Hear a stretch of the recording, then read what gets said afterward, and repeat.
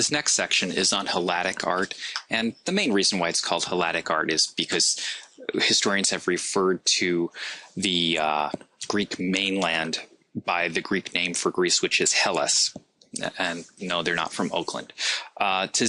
So we get this idea of basically the culture around there is early Greek culture that leads up to the Classic Age. There's some indication that that's probably true, and that a lot of the stories that are in contemporary or ancient classical Greek culture that we study now relate somewhat to the stories that were told about the Greek mainland.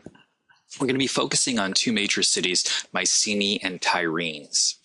And they are on the Peloponnesus and basically the mainland. And they are near some other major sites that we're going to be studying later on. For instance, Athens is just across the water there.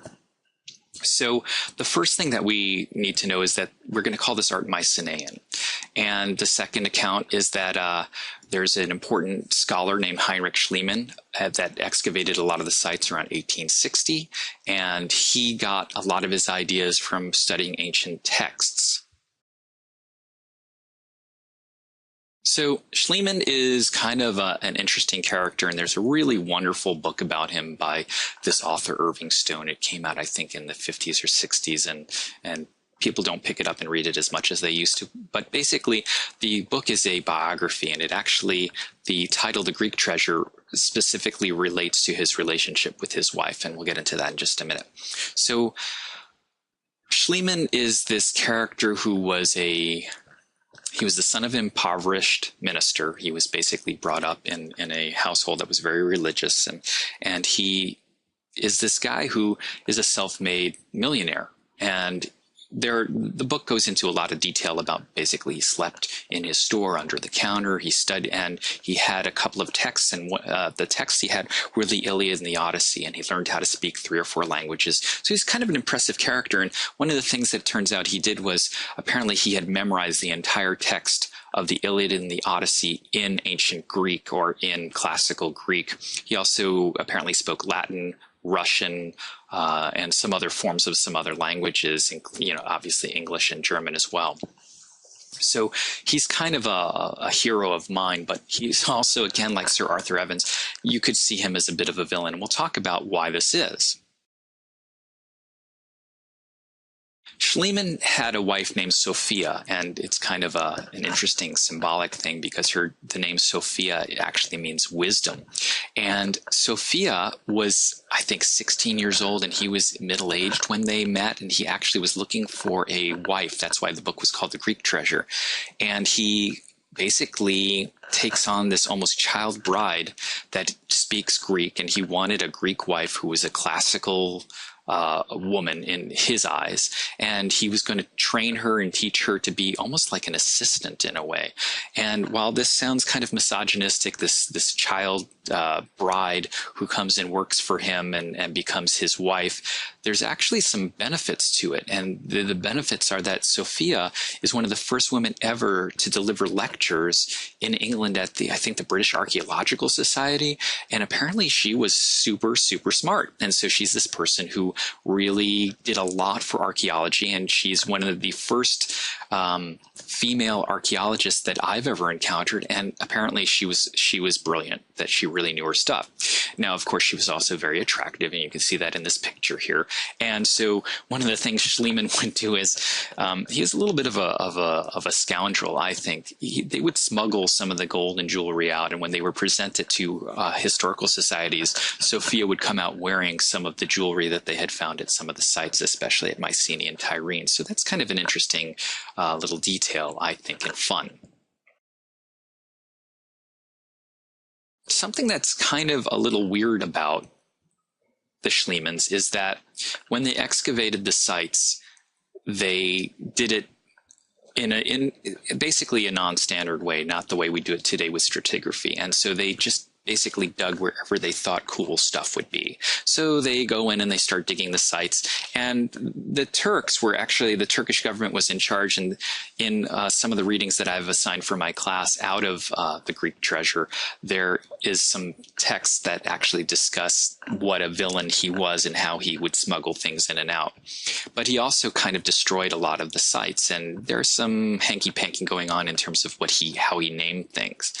So an overall view of the site might be a good idea first to talk about. And so the influence of the Iliad and the Odyssey are significant on Schliemann and on his naming of these sites. We really don't know what the people who lived there called it. So, for instance, Tyrenes and Mycenae are basically sites or cities that the Atreus family from the Iliad and the Odyssey lived in and had traveled from to Athens and had helped Odysseus in his battles. And so when Schliemann sort of rediscovers the site, there was an earlier archaeologist, I think, who was Turkish in the 1840s, who did some excavations there and reconstructed what's called the Lion Gate. He took apart the cities and he sees these great walls on the outside of the city, especially Tyrenes. And for him, that meant this is definitely a reference to those ancient cities that were talked about in the Iliad and the Odyssey. Now, one of the things about the city planning, if you look at Knossos, Knossos is this big honeycomb palace that has no gates, no walls. Really, it's just basically you can go in any way you want. But Tyrenes, if you look at it, it actually has a really thick outer wall that is significant. It actually has a series of gates that would make it impossible for you to really run in and attack the city. So it was a fortress city, not just a plain city. And I think that's significant to look at. And so you might want to actually take a look at the city a little bit more in depth as a military city. Where Tyrenes is located is also significant because it's right on the water. And yeah, I'm not too sure about this, but it seems like they might have been literally under siege at certain times from other city-states that are around there. We see Sparta, Vaphio, Argos, Mycenae, Corinth, Epidaurus, and I'm sure that there were city-states that were springing up around those times that weren't necessarily consistent. One of the things that I think is really important is that when we study these cities, everybody wants to say that that Agamemnon and the Atreus family lived there, but it was actually way too early for those. And Homer's Iliad and Odyssey are sort of written down or codified around 800 BCE. And so these cities really are somewhere between 17 and 1200 BCE. And I think for my class, the date to memorize would be 1500 BCE. And that way it's consistent with Crete. And the date I want you to memorize for that is 1500 BCE. Other teachers might be a little bit more persnickety about it. So depending on who your teacher is, make sure that you know if you have to memorize the date specifically.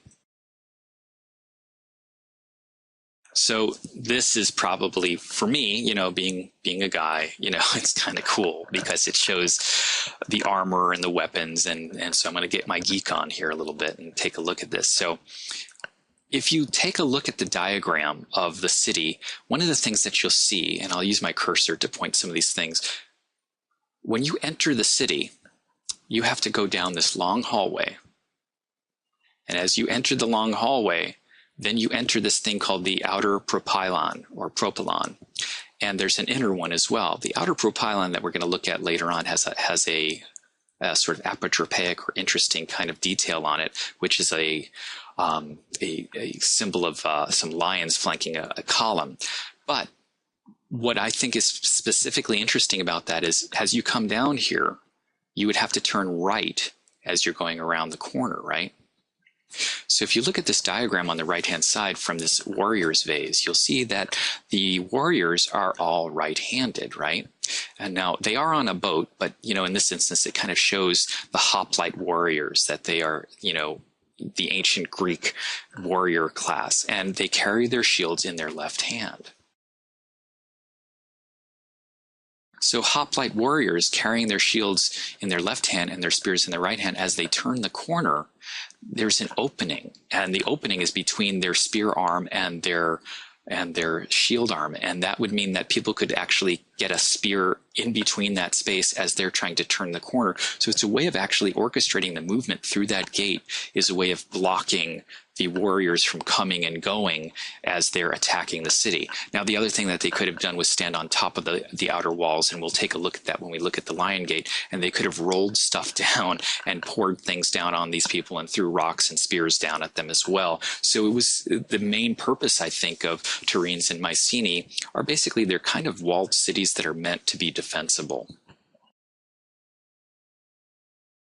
This ties in somewhat with the masonry, and when Heinrich Schliemann and Sophia Schliemann found the site or started excavating it, he came up with a sort of cool name for the masonry, and he named it after this one-eyed giant who is sort of a demigod, not really a god, but the offspring of the gods, and the Cyclops. And the Cyclops is actually a character that's in the Iliad and the Odyssey. And I have an excerpt that I wanted you to read about how Odysseus fools the Cyclops and blinds him.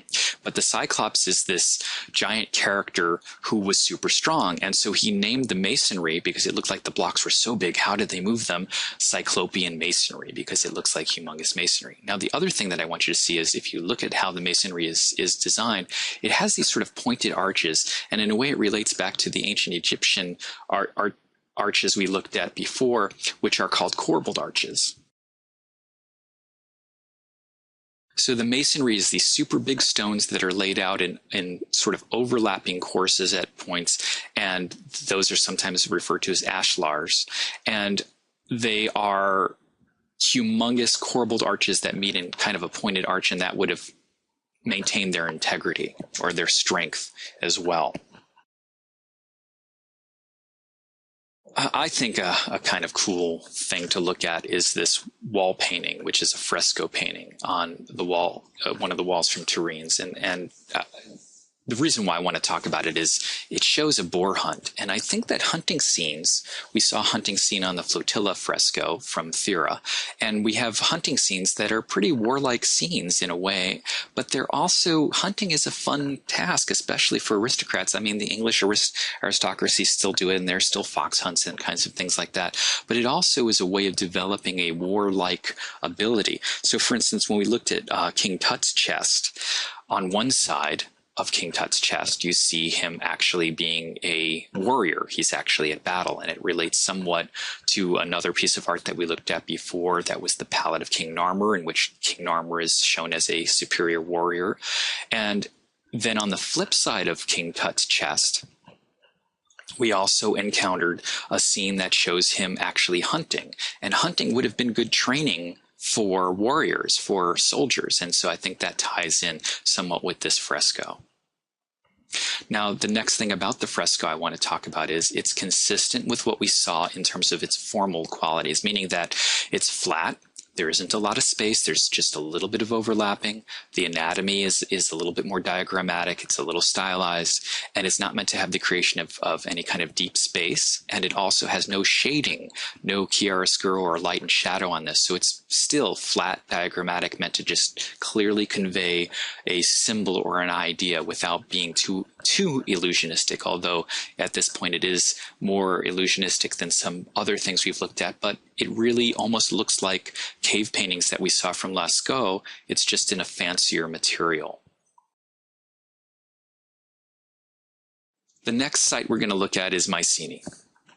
And Mycenae is only 10 miles away from Turin's. And again, Heinrich Schliemann worked on this, and he worked on both the sites. And again, I want to stress that you should read that book if you get a chance. It's totally fun. It's kind of like he's an early Indiana Jones without a lot of the violence, and he is really an operator. I mean, the guy sometimes was even a little weaselly in how he smuggled things out and how he hid things from the Turkish government that was in control of the archaeological sites. And the Turkish government actually at that point, I think, were really trying to preserve some of the sites, or at least keep things local. So we're looking at a drawing, and we're looking at a photo of the site itself, and it's multi-story structures. There are a lot of different levels that they have, And what we have mainly about the upper buildings is nada. We really don't have a lot of information about the upper buildings. And I suppose that's kind of similar to not having a lot of information about the upper buildings at Knossos. And so the drawings that you see are basically reconstructions of a lot of these things. There are different kinds of sites and things in the city itself. It's built on, it's a raised site, so it's kind of, you have to hike up there, which would exhaust an army. And then it's got this great wall around the center. And, you know, apparently the way that they would siege these cities, and they've found some clay tablets and have inventories in Linear A, I think, of the things that were found there. The way they attacked them was just to build fires outside the walls and actually to starve people out in the city structures themselves. Probably the most notable, or the monument that most people know the most, is the Lion Gate from Mycenaean. I think it's a cool thing to look at. So the black and white photo that we see here, it's actually Heinrich Schliemann and his sort of entourage or his assistants, and Sophia is standing there in front of the Lion Gate, and they are checking it out, more or less. And one of the interesting things about it is the way that the masonry is overlapped. And again, those are called ashlars. And then above the lintel, which is that flat surface on the doorway, so this is post and lintel, is basically the type of architecture you would describe that. The posts are the two sides on the doors, and then the lintel would be that big fat stone that's on top, and then you have this relief sculpture in between it. This post and lintel structure was the gateway in and out of the city. You can see how the Cyclopean masonry was meant to keep people out, and it might even be really, you couldn't climb that with armor on. And so if you look at another, you couldn't climb that with armor on. So if we look at another image of it, you'll see the way it's designed with the sloping walls. That would be also, that smooth sloping wall on the left would have been another way of keeping people out. And it's sort of a courtyard or vestibule that would have been very defensible. And you would have been able to stand on the top and actually like hurt people by throwing boulders or whatever down on top of their heads. And the doorway, you can't push those walls over, obviously. Kind of ties in a little bit with some of the imagery. And my professor, Herbert Broderick, he specifically talked about the Lion Gate. And what he said about the Lion Gate was that it served an apotropaic purpose, that the lions in the gate were kind of like mezuzahs, and mezuzahs are a fixture on Jewish households where they have these sort of little scrolls that are placed inside a container that contains script from the Torah and some prayers, and the idea is that it's supposed to protect the household. I think it actually relates back to the story of Passover and the idea of the doorways being marked with lamb's blood. And if you are Christian or Jewish, you probably know that story, the story of the Passover. So lions are symbols of kingship, right? They're also prestige kinds of items. Remember, I talked about that we even have lions in some of the scenes from ancient Egypt where they are hunting with the king, or actually at his side, and they would be protective. So we zoom in on these two lions, and we see they are flanking a column. Now, of course, they've lost their heads. And these two lions who are flanking this column, if you look at that column, that kind of looks familiar, huh? The column is an inverted kind of column. It flares at the top. It's got these round circles on the top in the entablature, which is the top part of it. And that might relate it somewhat to other cultures that we've looked at. And the other cultures that we've looked at were the island culture of Knossos and, of course, Thera or Santorini and the city of Akrotiri. And so, again, this is not my theory. This is some of the theories that have been put forth by other art historians, that there was extensive trade along these, with Tyrenes and Mycenae and the island culture of Thera and Crete, and that the Cretans actually controlled most of the the trade, and that this might be in some ways a reference to their primacy, their power.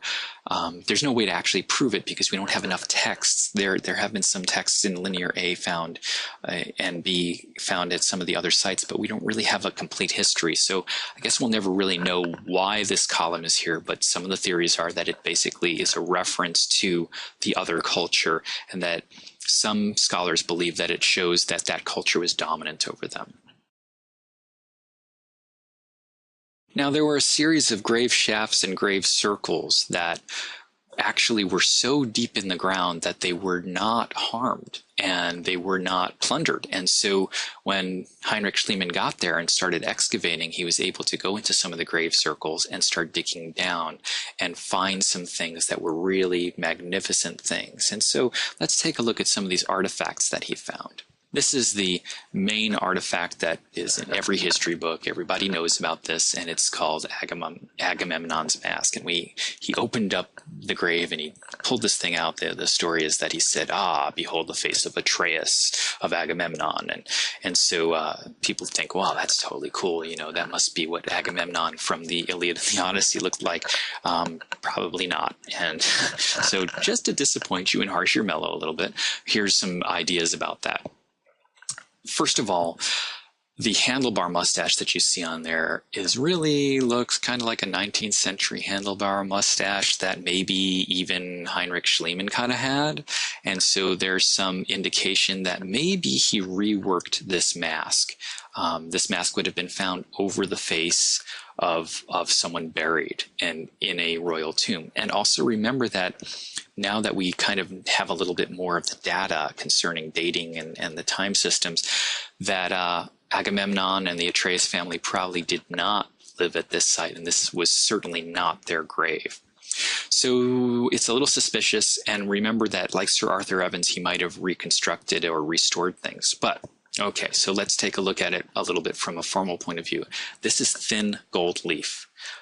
It's actually like thinly beaten gold.